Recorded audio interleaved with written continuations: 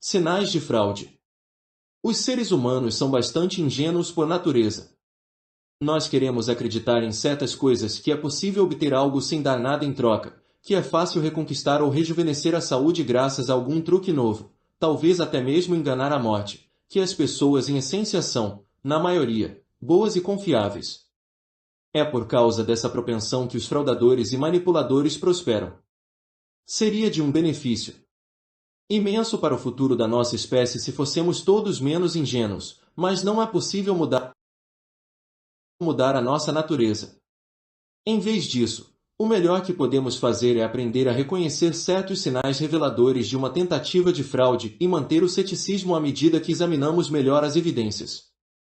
O sinal mais claro e comum surge no momento em que os indivíduos assumem uma fachada de animação excessiva. Se sorriem muito, se mostram mais do que amigáveis e são até bastante divertidos, é difícil não nos sentirmos atraídos e não baixar um pouco a nossa resistência à influência deles. Quando Lyndon Johnson tentava passar a perna num companheiro de Senado, ele fazia um esforço a mais em relação à própria presença física, encurralando outro senador no vestiário, contando algumas piadas picantes, tocando-lhe o braço, parecendo muito sincero e dando os maiores sorrisos de que era capaz. De maneira similar, quando as pessoas tentam encobrir algo, tendem a se tornar mais veementes, zelosas e faladoras. Jogam com o viés de convicção. Veja o capítulo 1. Se eu negar ou disser algo com tanto entusiasmo, fazendo-me de vítima, é difícil duvidar de mim. Tendemos a confundir a convicção forte com a verdade. Sendo que, quando os outros tentam explicar as suas ideias com energia tão exagerada, ou se defendem com um nível intenso de negação, isso é precisamente o que deve deixá-lo desconfiado. Em ambos os casos, na ocultação ou na propaganda sedutora, o fraudador se esforça para distraí-lo da verdade.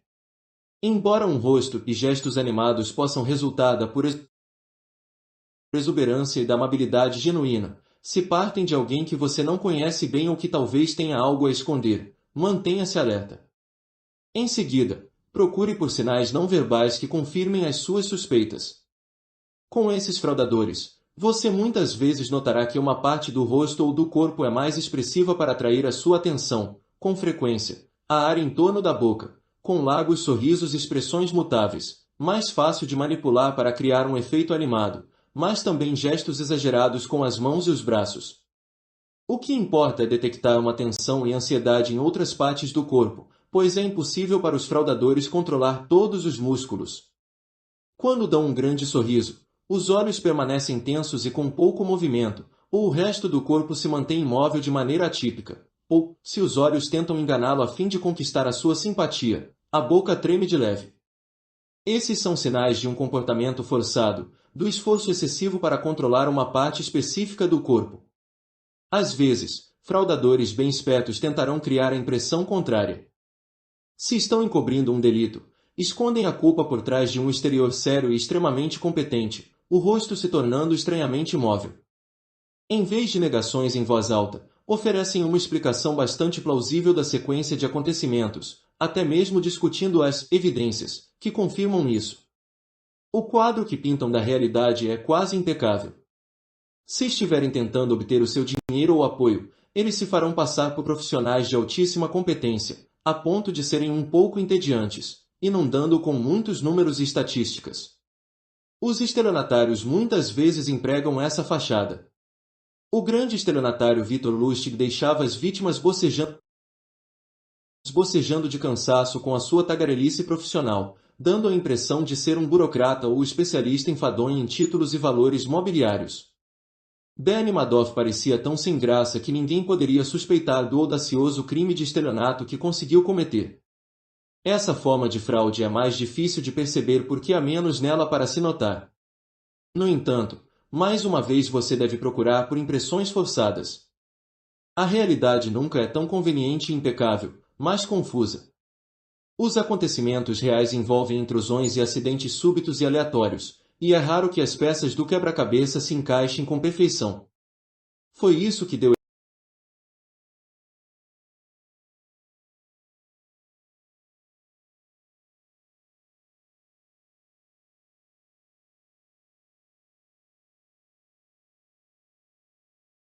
de perceber porque há menos nela para se notar.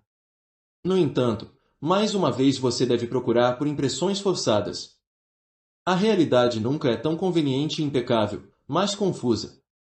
Os acontecimentos reais envolvem intrusões e acidentes súbitos e aleatórios, e é raro que as peças do quebra-cabeça se encaixem com perfeição. Foi isso que deu errado com o encobrimento do caso Watergate e das suspeitas levantadas. Quando a explicação ou a isca são um pouco astutas ou profissionais demais, seja cético. Vendo isso por outro ângulo, como um personagem no romance O Idiota, de Dostoiévski, aconselha, quando mentir, se você incluir com habilidade algo que não seja de todo ordinário, algo excêntrico, algo, sabe como é, que nunca ou raramente acontece, isso tornará a mentira muito mais plausível. Em geral, quando suspeitar que uma pessoa está tentando distraí-lo da verdade, não a confronte logo de início, mas a encoraje, demonstrando interesse no que ela está dizendo ou fazendo. Você quer que o seu interlocutor fale mais, revele mais sinais de tensão e artifício. No momento certo, surpreenda-o com uma pergunta ou comentário com o intuito de deixá-lo desconfortável, revelando que sabe o que ele quer. Preste atenção às microexpressões e à linguagem corporal emitidas nesses momentos. Se for um fraudador de fato, muitas vezes congelará como resposta ao absorver isso, e então tentará mascarar rápido a ansiedade latente. Essa era a estratégia favorita do detetive Columbo na série de televisão de mesmo nome. Ao encarar criminosos que tentavam subverter provas de forma a parecer que outro havia cometido determinado crime, Columbo fingia ser perfeitamente amigável e inofensivo, mas de súbito fazia uma pergunta desconfortável e prestava atenção redobrada ao rosto e ao corpo do indivíduo. Até quando se trata dos fraudadores mais experientes, uma das melhores maneiras de desmascará-los é perceber a ênfase que dão às palavras por meio de sinais não verbais, notada pela elevação da tonalidade vocal e do tom assertivo, dos gestos rigorosos com as mãos, do erguer das sobrancelhas e do arregalar dos olhos.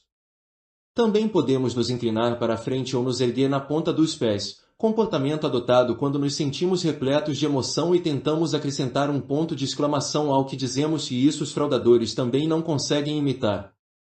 A ênfase que inserem na voz e no corpo não se correlaciona de forma exata ao que dizem, não se encaixa bem no contexto do momento, ou chega um pouco tarde demais.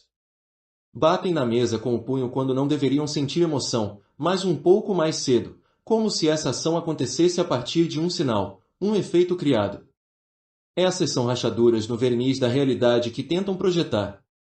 Por fim, em se tratando de fraude, tenha em mente que sempre há uma escala envolvida, no fundo da qual há as variedades mais inofensivas, as mentirinhas bem intencionadas. Estas incluem todas as formas de bajulação da vida diária. Você está com uma cara ótima hoje, eu adorei o seu roteiro. Incluem ainda não revelar a alguém exatamente o que você fez naquele dia ou ocultar partes de informações, porque é um aborrecimento ser totalmente transparente e não ter nenhuma privacidade. Essas pequenas formas de fraude são detectáveis se prestarmos atenção, como ao notarmos a sinceridade de um sorriso. No entanto, é melhor apenas ignorar essa extremidade inferior. A sociedade polida e civilizada depende da habilidade de dizer coisas que não são sempre sinceras. Tornar-se consciente o tempo todo dessa sub-região da fraude causaria danos demais em termos sociais. Guarde a sua atenção para aquelas situações em que os riscos são altos e as pessoas talvez estejam tentando lhe tirar algo valioso. A arte de gerenciar impressões. Em geral, a expressão fazer papel de tem conotações negativas. Nós a contrastamos com autenticidade. Imaginamos que uma pessoa autêntica de verdade não precisa representar um papel na vida, pode apenas ser ela mesma. Esse conceito tem valor em amizades e em nossos relacionamentos íntimos, em que, com sorte, podemos deixar de lado as máscaras que usamos e nos sentir confortáveis expondo as nossas qualidades únicas. Entretanto, na vida profissional, isso é muito mais complicado. Quando se trata de um trabalho ou papel específico na sociedade, temos expectativas sobre o que é profissional. Nós nos sentiríamos desconfortáveis se o piloto do avião em que viajamos começasse a agir como um vendedor de carros, ou se um mecânico se comportasse como um terapeuta, ou se um professor agisse como um músico de rock. Se essas pessoas forem elas mesmas por completo, deixando cair as máscaras e se recusando a desempenhar os seus papéis, nós lhes questionaríamos a competência. Um político ou uma figura pública que entendemos como mais autêntico do que outros projeta melhor essa qualidade, de modo geral. Sabe que parecer humilde, ou discutir a vida pessoal, ou contar uma anedota que revela alguma vulnerabilidade terá um efeito autêntico. Não o vemos como é na privacidade da sua casa. No dia a dia na esfera pública usa-se uma máscara, e às vezes alguns utilizam a máscara da autenticidade. Até o hipster ou o rebelde desempenham um papel, com as poses e tatuagens típicas.